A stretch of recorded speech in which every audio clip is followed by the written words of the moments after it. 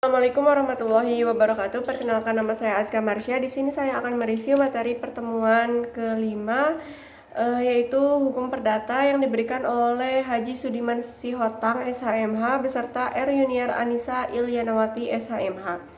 Nah, di sini ada pembagian badan hukum. Pembagian badan hukum itu diatur dalam pasal 1653. Lalu ada hukum benda. Hukum benda adalah sering diartikan sama dengan kekayaan atau dalam praktik bisnis lazim juga disebut properti. Nah, menurut Prof. Subakti, dalam arti sempit, hukum benda itu dapat dilihat saja. Pengaturan benda dalam hukum di Indonesia adalah yang pertama, hukum adat diatur dalam buku 2 KUH Perdata, Undang-Undang Pokok Agraria atau UU-PA, Undang-Undang Nomor 5 Tahun 1960, Undang-Undang Hak Tanggungan, Undang-Undang Nomor 4 Tahun 1996, dan Undang-Undang Jaminan Fidusia, Undang-Undang Nomor 4 Tahun 1999. Lalu Undang-Undang Rumah Susun diatur dalam Undang-Undang Nomor 16 Tahun 1985. Nah, pengaturan benda dalam hukum di Indonesia diatur dalam pasal 499 KUH Perdata. Menurut paham undang-undang, yang dinamakan kebendaan ialah tiap-tiap barang dan tiap-tiap hak yang dapat dikuasai oleh hak milik.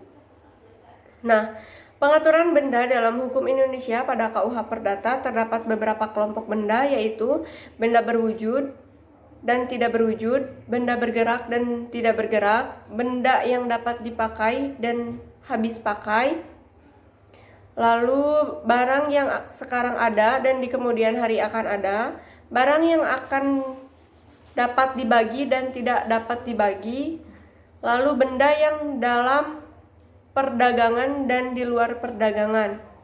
Nah, asas-asas hukum benda yang pertama adalah dalam KUH Perdata, asas sistem tertutup, asas absolut, asas dapat diserahkan, asas mengikuti, asas publisitas, asas individual, asas pelekatan, dan asas bezit merupakan titel sempurna.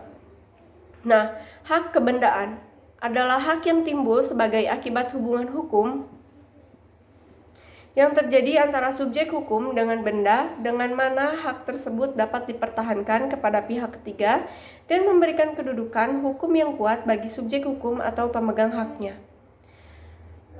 Nah, klasifikasi hak kebendaan dibagi menjadi 2, ada kedudukan hak milik dan kedudukan jaminan.